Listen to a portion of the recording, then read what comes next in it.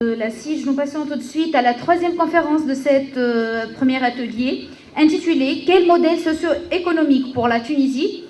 Rôle de Djerba et du Sud tunisien ». Monsieur Miloud Vifala, économiste et universitaire, présentera cette conférence.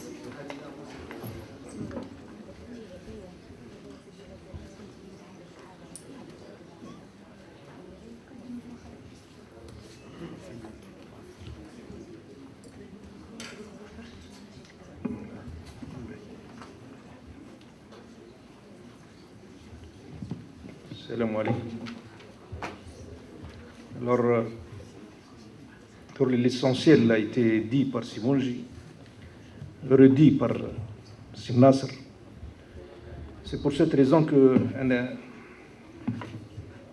en m'invitant à intervenir et en voyant le programme, j'ai eu peur de répéter ou d'être répété, avoir aussi le programme de la séance qui va venir. Il y a un risque d'être répété. C'est pour ça que j'ai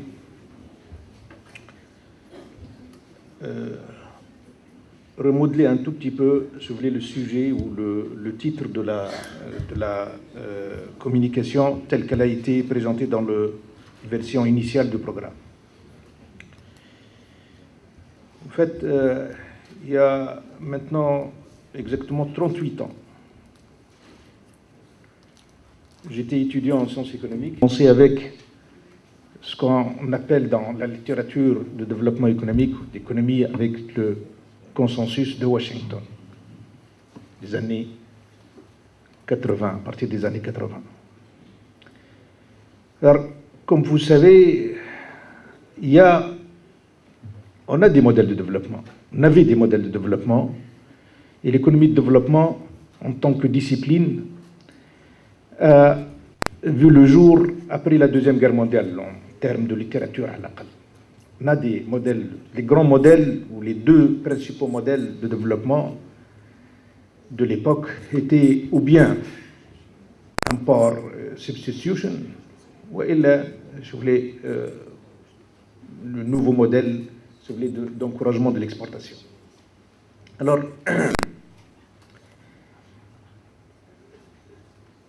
aujourd'hui, on peut parler de la fin, si vous voulez, du processus ou du consensus de Washington. En quoi consiste, si vous voulez, ce consensus de Washington ?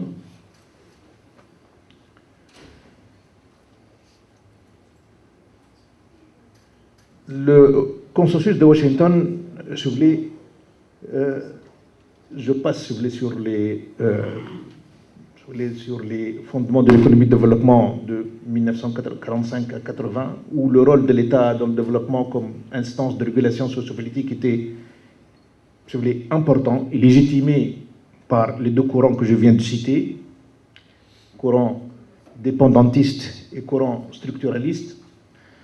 Le courant dépendantiste prend les économies en développement comme intégrées dans un processus de domination des anciennes métropoles et de mondialisation, porteur de distorsions et conduisant à des désarticulations internes. De ce fait, l'État doit permettre un développement autocentré ou endogène. C'était un peu, si vous voulez, la stratégie de développement des années 50-60 pour les pays en développement nouvellement indépendants. Parallèlement, le courant structuraliste croit que les économies en développement se caractérisent par des rigidités, des blocages structurels et par des goulets d'étranglement. Dès lors, les prix du marché ne peuvent pas jouer le rôle d'ajustement de variables en raison de ces asymétries. La base d'accumulation doit se faire par, je viens de le dire, par import substitution. Pour cette école, le commerce international peut entraver le développement. Protectionnisme. Alors, là vient le consensus de Washington, où l'ajustement, la libéralisation et l'ouverture extérieure. Tout le monde a vécu, si vous voulez, cette étape. Alors, le consensus de Washington, malheureusement, a signifié la fin de l'économie de développement. Quand je vous ai tout à l'heure indiqué, si vous voulez, l'abandon de ces analyses en termes, au niveau académique, c'était un peu, si vous voulez, la fin de l'économie de développement telle que perçue dans nos politiques, dans nos plans de développement et dans notre politique, si vous voulez, de développement d'une façon générale pour les pays en voie de développement. Alors, toujours, si vous voulez, au niveau de cette phase de consensus de Washington, 80 à l'AQAL 2000, donc nous avons un certain nombre de ruptures historiques, l'échec du nouvel ordre économique international, à partir du début des années 70, l'effondrement des systèmes socialistes en Europe de l'Est, à la fin de la décennie 80, et surtout, l'autonomisation de la sphère financière. Si vous voulez, cette dichotomie qu'on voit entre les deux sphères, la sphère financière et la sphère réelle. Si vous voulez, en fait, si vous voulez, au niveau, si vous voulez, théorique, il devrait y avoir une certaine, si vous voulez, un certain équilibre entre les deux sphères, dans la mesure où l'économie réelle trouve, si vous voulez, une contrepartie dans, si vous voulez, l'économie financière, sauf que avec cette autonomisation de la sphère financière, on va être, si vous voulez, en présence d'une, si vous voulez, un autre monde financier tout à fait indépendant, si vous voulez, de la sphère réelle. Et donc tous les équilibres, si vous voulez, qu'on connaît au niveau, si vous voulez, économie réelle, se trouvent, si vous voulez, dépassés par cette sphère financière. Et il suffit, si vous voulez, de voir si vous voulez, le vecteur spéculation financière pour voir dans quelle mesure, si vous voulez, elle a une réalité dans l'économie. Alors, des ruptures historiques, mais aussi des ruptures au niveau de la théorie et de la pensée économique. Alors, pendant cette période, donc période de consensus de Washington, on a une montée en puissance de l'idéologie libérale, et de la croyance dans le pouvoir autorégulateur des marchés et de l'inefficacité des politiques publiques. Ça, c'est très important, si vous voulez, cette nouvelle idéologie. Donc, libéralisme, croyance dans le pouvoir autorégulateur du marché et surtout inefficacité des politiques publiques. Donc, les trois grands principes universels deviennent économie de marché, ouverture économique et discipline macroéconomique. Dans toutes, si vous voulez, les politiques économiques de cette période, à partir des années 80, si vous voulez, on va retrouver, si vous voulez, ces principes devenus universels. Alors, en même temps, si vous voulez, il y a ce qu'on appelle une mondialisation du capitalisme. Une mondialisation du capitalisme, avec ces ruptures historiques qu'on a indiquées tout à l'heure, l'ouverture commerciale, l'internalisation de la production, l'instantanéité de l'information et la globalisation financière ont modifié toute la donne mondiale. Dans les analyses néolibérales, la spécialisation selon la dotation factorielle devrait favoriser la croissance et le déficit d'épargne au Sud devait être comblé par l'investissement extérieur et le commerce. Voilà l'ordonnance. Donc, la nouvelle ordonnance pour le développement. Donc, spécialisation selon la dotation factorielle et combler le déficit d'épargne ou le déficit de financement par l'investissement extérieur. Remarquez, si vous voulez, ce changement de paradigme. Si nous sommes tous, si vous voulez, en âge de se rappeler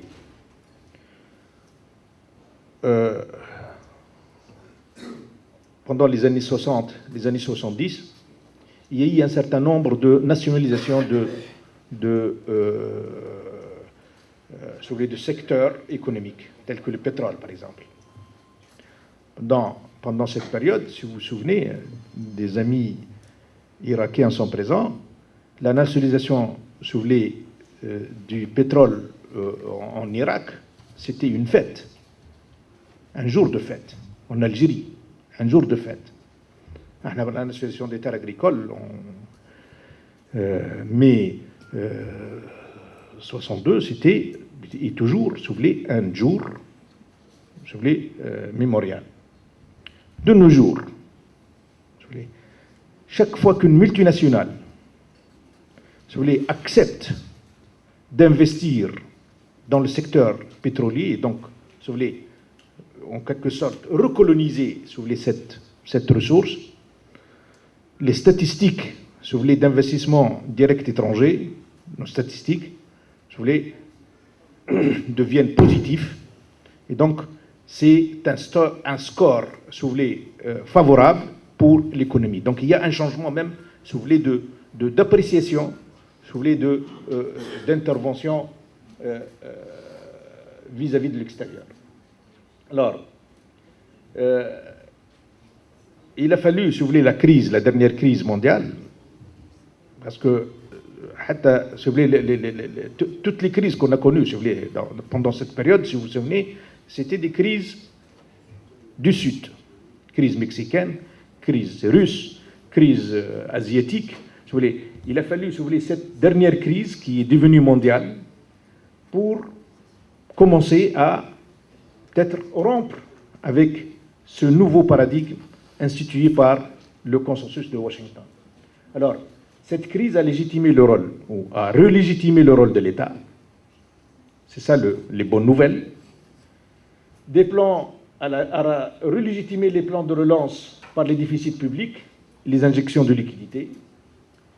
Les politiques de substitution d'importation et les politiques publiques et industrielles actives sont à nouveau d'actualité, chose qui a été abandonnée pendant un certain moment. L'ouverture extérieure est perçue comme une bosse du ski. Elle accélère la vitesse des bons skieurs et fait chuter les moins bons. Et c'est dans ce sens que je parle d'un nouveau paradigme de développement. Et la sortie de la crise, comme tout à l'heure on a dit que le consensus de Washington a signifié la fin du paradigme de développement, la sortie de la crise signifie cette fois-ci la fin d'un modèle de référence supposé généralisable, celui de consensus de Washington, celui d'un système financier déconnecté et valorisant le seul refoulement de l'argent, celui d'un consommateur insatiable vivant à crédit, à côté de ceux qui manquent du nécessaire, et celui du modèle énergivore et non respecté de l'écosystème.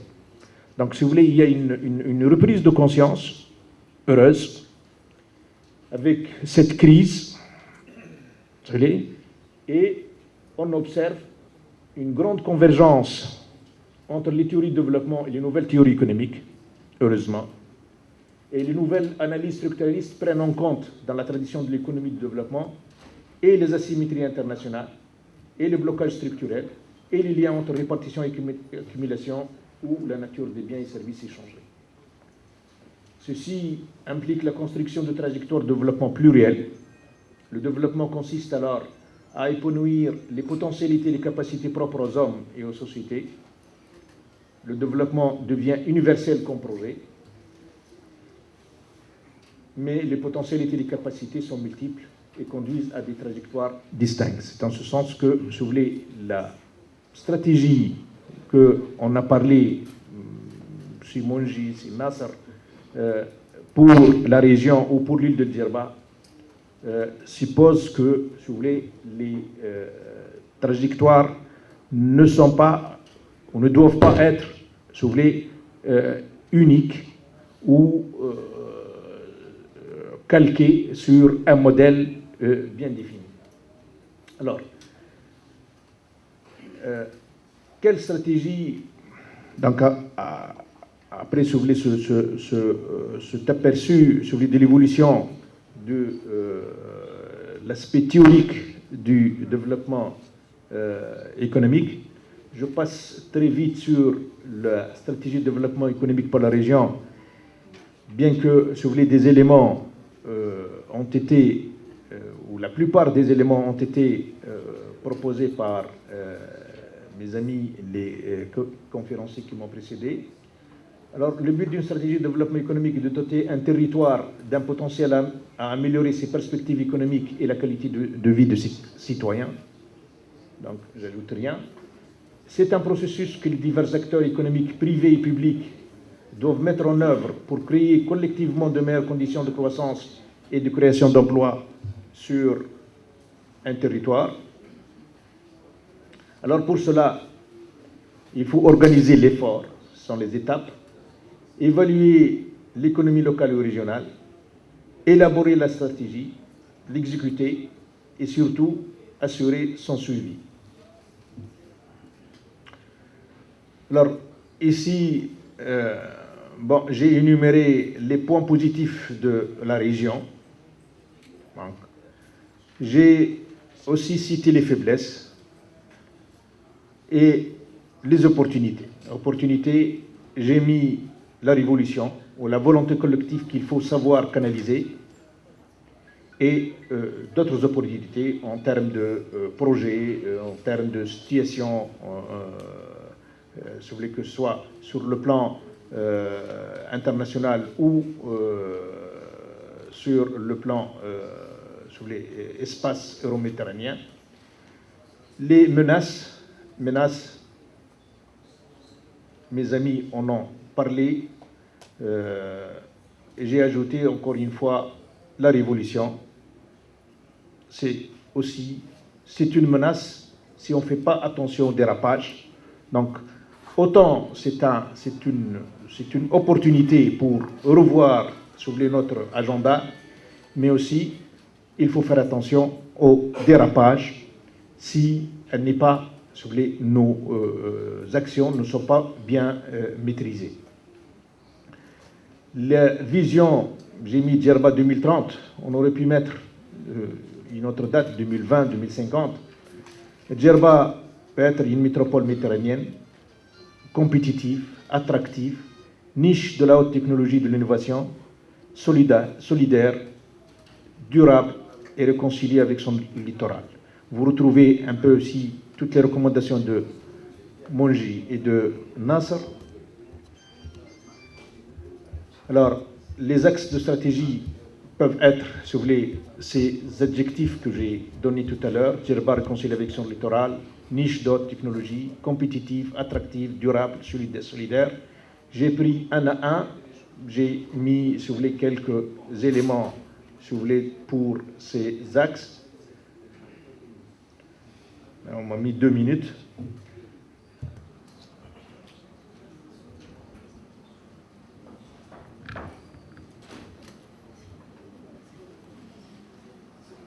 Le papillon passa le reste de son existence à se traîner par terre, avec 3 airs, avec son maigre corps et ses ailes.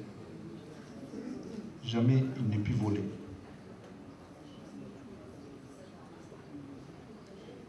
Voilà le message. Que l'homme, avec son geste de gentillesse et son intention d'aider, ne comprenait pas. C'est que le passage par le trou étroit du cocon était l'effort nécessaire pour que le papillon puisse transmettre le liquide de son corps à ses ailes de manière à pouvoir voler. C'était le moule à travers lequel Dieu le faisait passer pour grandir et se développer. Parfois, l'effort est exactement ce dont nous avons besoin dans notre vie. Limité. Nous ne pourrions pas être aussi forts que nous le sommes. Nous ne pourrions jamais voler.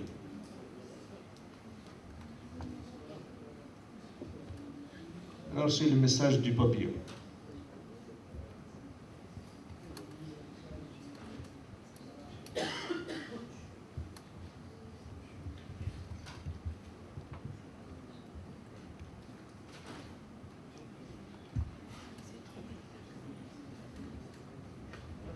Je n'ai rien reçu de ce que j'ai demandé, mais j'ai reçu tout ce que